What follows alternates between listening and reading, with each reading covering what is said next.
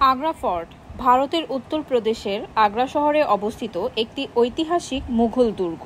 এটি লাল কেল্লা নামেও পরিচিত। ভারতের দুটি আগ্রা ফোর্টের মধ্যে একটি পুরানো দিল্লিতে এবং অন্যটি আগ্রা শহরে অবস্থিত।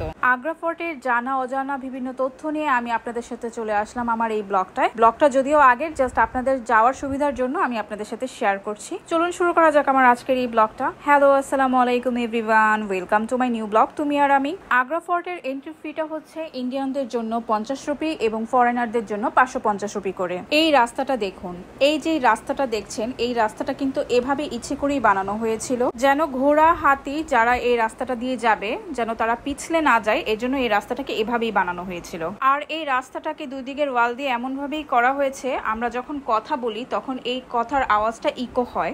এটা মূলত করা হয়েছিল শত্রুপক্ষের কেউ যদি আসে সৈন্যরা যাতে অ্যালার্ট হয়ে যায় আর তারা যাতে তাদের অবস্থানটা নিয়ে নেয়। আগ্রা ফোর্টটা শুধু দর্শনার্থীদের জন্য 25 ভাগ খুলে দেওয়া হয়েছে আর বাকি 75 ভাগই আর্মিদের আন্ডারে রয়েছে। এখানে দুটো মহল আছে, সম্রাট জাহাঙ্গীরের মহল এবং সম্রাট আকবরের মহল। এখন আমরা ঢুকে গিয়েছিলাম সম্রাট জাহাঙ্গীরের মহলে। জাহাঙ্গীরের শৈশবের গোসলখানাটা সামনে দেওয়া আছে যেখানে সবাই দাঁড়িয়ে দেখছে। মহলই খুবই সুন্দর এবং সম্রাট জাহাঙ্গীরের মহল দিয়েই আমরা এখন চলে যাচ্ছিলাম রং মহলে। আর এই মহলগুলোকে এত সুন্দরভাবে ডিজাইন করা হয়েছিল, আজও এই ডিজাইনগুলো দেখলে মনে হয় যে আমি এখন ওই যুগেই আছি। সেই সময়ে এই জায়গাটায় মূলত নাচ গান হতো, বিনোদনের জন্য এই জায়গায় খুব সুন্দর আয়োজন করা হতো। রানীর দাসীরা এবং রাজাও এখানে বিনোদন নিত। ঘরগুলোকে ঠান্ডা রাখার জন্য বিশেষভাবে পাইপ স্থাপন করা হয়েছিল। আর এখন আপনারা যেই পালকির মতন শুরুতে ঢুকতেই যে ঘরটা দেখতে পাচ্ছেন, সম্রাট শাহজাহান তার 2 মেয়ের জন্য একইভাবে এই পালকি স্টাইলের ঘরটি নির্মাণ করেছিলেন, কারণ তার 2 মেয়ে অবিবাহিত ছিল। এটা হচ্ছে রওশন-আরার মহল, সেম আরেকটা আছে জাহান-আরার মহল। মহলের মাঝখানে সুন্দর একটা বারান্দা আছে যেখান থেকে তাজমহলটা দেখা যায়। আর এই যে বাগানটা, এই বাগানটার নাম হচ্ছে আঙ্গুরি বাগ। সম্রাট জাহাঙ্গীরের স্ত্রী নূরজাহান এখানে আঙ্গুরের চাষ করেছিলেন। পাশে যেই পালকির মতন আরেকটা ঘর দেখা যাচ্ছে সেটা জাহান-আরার ঘর। আর এখন যে মহলটা দেখছেন এখানেই সম্রাট শাহজাহান তার স্ত্রী মমতাজকে নিয়ে থাকতেন। তার প্রাসাদের মতো করে সেম 2টি প্রাসাদ পালকি স্টাইলে তার মেয়েদের জন্য তৈরি করে দেওয়া হয়েছিল। এই মহলটাকে কিন্তু খাস মহলও বলা হয়। এই মহলটার ভিতরে সমস্ত কারুকাজ কিন্তু সোনা দিয়ে তৈরি ছিল।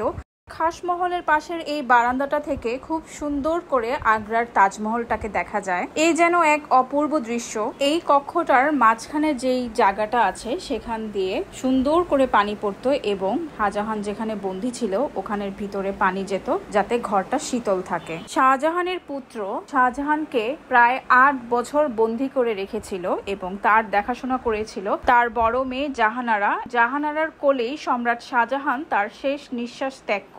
কেউ কি কখনো ভেবেছিল যে আগে এক সময় পুরো ভারতবর্ষকে শাসন করেছিল, তার শেষ সময়টা এরকম হবে? তার যখন শরীরের অবস্থা খারাপ হয়ে যায় তখন তার সিংহাসন নেওয়ার জন্য তার ছেলেদের যুদ্ধে পালা বদলে তার করুণ এই পরিণতি হয়েছিল এবং সে এই মহলের বন্দিশালাতেই শেষ নিঃশ্বাস ত্যাগ করেন। আমার সামনে ডান দিকের জায়গাটা হচ্ছে দেওয়ানে খাস এবং এখন যেই জায়গাটা আপনারা দেখছেন এই জায়গাটাকে বলা হতো মিনা বাজার। সেই সময় মুঘল পরিবারের মহিলারা বাহিরে যেতে পারতো না, যার জন্য এখানেই মিনা বাজারে মহিলাদের কেনাকাটার জন্য আয়োজন করা হতো। এখন আমি যেখানে দাঁড়িয়ে আছি এটা হচ্ছে দেওয়ানে খাস। এখানে মন্ত্রীদের সাথে বিচার দেখাশোনা, আইন দেখাশোনা, মূলত সবকিছু নিয়েই সম্রাট শাহজাহান আলোচনা করত। যে পথ দিয়ে ঢুকেছিলাম সেই জায়গাটাতেই একটা মিনা মসজিদ ছিল যেটি এখন বন্ধ আছে। এই মিনা মসজিদেই সম্রাট শাহজাহান আগে নামাজ আদায় করত। আর এই আঙ্গুর বাগিচার যে ঝর্ণাটা আছে এই ঝর্ণাটা দিয়ে গোলাপ জলের পানি পড়তো। ব্যাপারটা কি অদ্ভুত! সেই যুগে এরকম টেকনোলজির সিস্টেম না থাকার সত্ত্বেও তখনকার চিন্তাধারায় কত সুন্দর করে সবকিছু সিস্টেমেটিকলি হয়েছে। এখানে এসে আমি অনেক জানা অজানা ইতিহাস সম্পর্কে জানতে পেরেছি। আর আগের যুগের যেই সময়ে এই জায়গাটা নির্মাণ করা হয়েছিল ঘটনার পালাক্রমে এখনো এই জায়গাটার সৌন্দর্যটা দেখে বোঝাই যাচ্ছে আগে এটা আরো কত সুন্দর ছিল, কারণ আগে এই প্রাসাদটা স্বর্ণে মোড়ানো ছিল যা এখন নেই। আশা করি আপনাদের আমার ভিডিওটা ভালো লাগবে। আমার ভিডিওটা ভালো লাগলে অবশ্যই আমার পেজটাকে লাইক, ফলো এন্ড শেয়ার দিতে ভুলবেন না। আপনাদের জন্য আমার একটা টিপস থাকবে, এইসব জায়গায় যখন আপনারা ভিজিট করবেন অবশ্যই আর্লি আসার চেষ্টা করবেন, তাহলে জায়গাগুলোকে খুব সুন্দরভাবে দেখতে পারবেন, ইতিহাস সম্পর্কে জানতে পারবেন। আজকে এই পর্যন্তই। আল্লাহ হাফেজ।